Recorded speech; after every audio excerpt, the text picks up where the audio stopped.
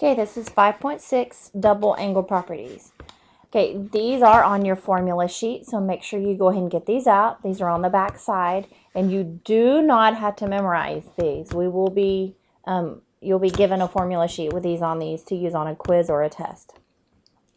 Okay, so the first thing that you're going to look at is the use of sum and difference properties, and we're going to prove these. And we've been working with these, but now I'm going to show you how to prove these. Okay, so we've got sine of 2a is equal to 2 sine of a cosine of a. So the first thing I want you to look at is we're going to pick a side and we're going to prove them. Okay, so how about we look at the left side, and that's the first side that I'm going to start with. So sine of 2a. And I can rewrite this as, how about sine, of a plus a. Sine of a plus a is on the bottom of your formula chart, which is usually sine a plus b, and that is sine, that does not want to write. How about sine of a times cosine of a? That would be cosine of a times sine of a. And usually these are a's and b's, but since we've got two a's, I'm just replacing them.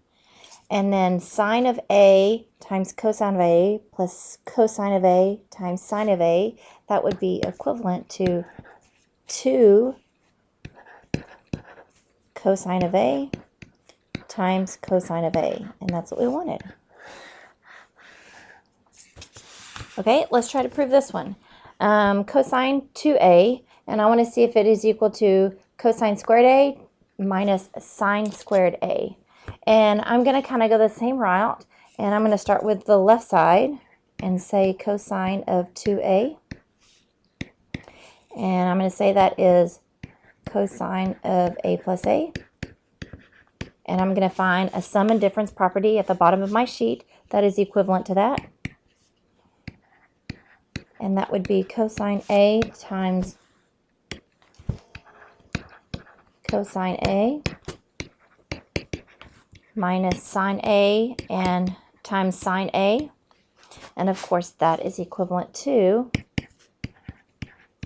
cosine squared a minus sine squared a. And that's what I needed. Okay, and we have one more. And this is going to go the same route if you haven't noticed. I'm going to pick the same one. This is going to be tangent of 2a. I'm going to split this up into tangent of a plus a. On the bottom of your formula chart, that is equivalent to tangent of a plus tangent of a. That is over 1 minus tangent of a times tangent of a, which is equivalent to this left side right here, or I'm sorry, that would be the right side, to tangent of a over 1 minus tangent squared a. Okay, it says cosine of 2a is actually equivalent to 3 different expressions that we have all commonly used. We've used these before. We've used the 1 minus 2 sine squared, and we've used the 2 cosine squared. So let's prove these real quick. I'm going to start with this left side. I think that would be easier to use. And we've done some of these right here. How about we start with cosine 2a minus sine squared a. And it looks like I need 2 sines. So what can I replace the cosine squared a with? Well, cosine squared a is equivalent to 1 minus sine squared a. Okay, so these two are equivalent. I'm not going to replace this sine squared, so I'm just going to bring it down. That leaves me with my 1 that I needed, and I have negative, I have 2 of these, so I can say minus 2 sine squared A. And there's my answer. Okay, on this one, I'm still going to start with my left side. So that was cosine squared A minus sine squared A. Okay, on this one, I don't need my sine, but I do need 2 cosines. So I'm going to replace my sine in this instance. So bring down your cosine squared A. I have a minus. So if I'm replacing my sine, I'm going to use my parenthesis here. And sine is replaced with a 1 minus cosine squared. And these are my Pythagorean identities that I'm using to replace. Okay, so now it looks like I need to replace or distribute my negative to this parentheses. That gives me a cosine squared A minus 1, and this would be plus cosine squared A. So this gives me the negative 1, and this gives me positive 2 cosine squareds. So that gives me 2 cosine squared A, and that gives me the minus 1. Okay, down here it says you may use any of these 3 expressions to substitute for cosine 2A. So you can use this one that we just found, this one, or you can use the original one that's up here. Okay? Okay, so some examples on the back. On the next one says, find the exact value for sine 2x, cosine 2x, and tangent 2x. So this is the double angle under the given conditions. So sine x of 3/4, and this right here is very important. Basically what this means is you're going to draw a triangle here. Okay, draw triangle. So this is between 90 and 180. So that's the first thing that I'm going to do is I'm going to draw a triangle in this area between 90 and 180, and I'm going to give it this condition. So sine is 3/4. So opposite over hypotenuse. So this is a 3, this is 4. Use Pythagorean to find this side. This is going to be √7, and this is going to be negative because I'm going left. Be careful because a lot of people see 3, 4, and they want to use a 5 here. Okay, so this is my unknown angle right here. I'm using an X for that one. It says to find all 3 of these. So the first thing I'm going to do is to find sine of 2x. Okay, on your formula chart, it tells you what sine 2x is.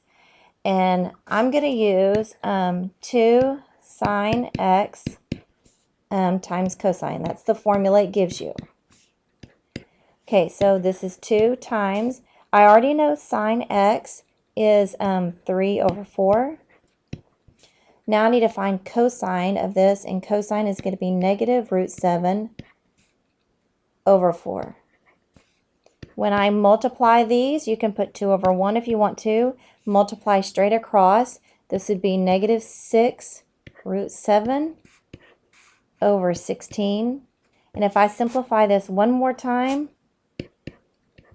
that should be negative 3√7/8. And that should be my final answer for sine of 2x. Okay. Now we need to find cosine of 2x. Now there's, just like we just discovered, there are 3 different ways that you could find cosine of 2x. You can use any of those 3. I'm going to use, how about we use cosine squared x minus sine squared x. Now the only reason I'm going to do that is because I already know sine and I already know cosine, so I just think that's easy to use. So my cosine value is negative √7/4, and I need to square that. And my sine is 3/4, and I need to square that as well. When I square that value, I get 7/16. I square 3/4, and I get 9/16. And I should get a final answer, simplified, of negative 1/8. And I'm going to keep shifting down here. The last thing it says to do is to find tangent of 2x. Now, we discussed in class the other day that you can find tangent by doing sine over cosine, and so that's what I'm going to do. So if I do sine over cosine, I have a negative 3 root 7 divided by cosine, which is negative 1 over 8. And if I do keep, change, flip, or leave, change, flip, then I should get a final answer of 3 root 7. All right, let's try one more problem like that. Okay, number 2, I'm going to do the same thing. Remember, I start right here, and this is where I draw my first triangle. Or I draw my only triangle. Sorry about that. So this is between 270 and 360. And this is where I draw it. Under these conditions, cotangent is going to be adjacent over opposite. So adjacent over opposite tells me that 3 over 2, this should be my 3, and this should be my 2, but this should be my negative value. Pythagorean tells me that this is going to be root 13. Okay, I'm going to do the same thing, sine, cosine, and tangent. So sine of 2x, that formula is 2 sine x cosine x, and that's the only formula that they gave us. So 2 times sine x, so sine is going to be negative 2 over root 13. Cosine is going to be 3 over root 13. When I multiply that out, and you can put 2 over 1. Remember, you don't have to find common denominators. You just multiply numerator times denominator. That gives me negative 12 over 13. Okay, cosine of 2x. Now you can use any of those formulas. I just happen to like the cosine squared x sine squared x. Okay, so I take my cosine that I already have up here, and I square it. So I've got 3 over root 13, and I square that. I take my sine that I already have, that's negative 2 over root 13, and I square that.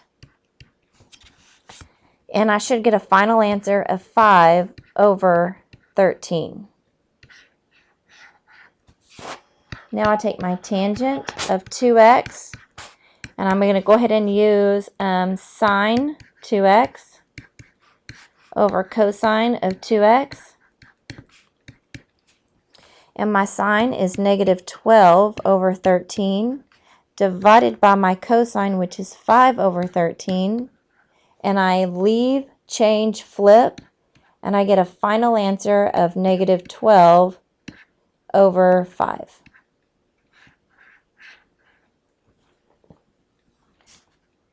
Okay, for number 3 and 4, although this asks you to find the general solutions, I'm going to change the directions for this year. And I want you to simplify number 3 and 4. I want you to use your double angle properties, and I want you to simplify number 3 and 4 to either sine of 2x, cosine 2x, or tangent of 2x, okay? And that's all I want you to do. So basically what we're doing is we're starting number 3 and 4.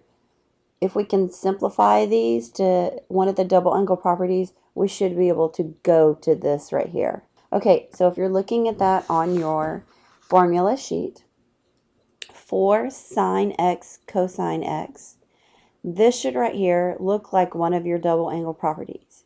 So if you're looking at sine 2x, cosine 2x, and tangent 2x, what does this look like we could simplify it to? And it looks close to the sine 2x property, but it's not exactly that property. But I could get there if this right here was a 2. So I'm going to take and divide all of this by a 2. This would give me a 2 sine x cosine x equals 1. then this right here would be sine of 2x equals 1, and I'm done.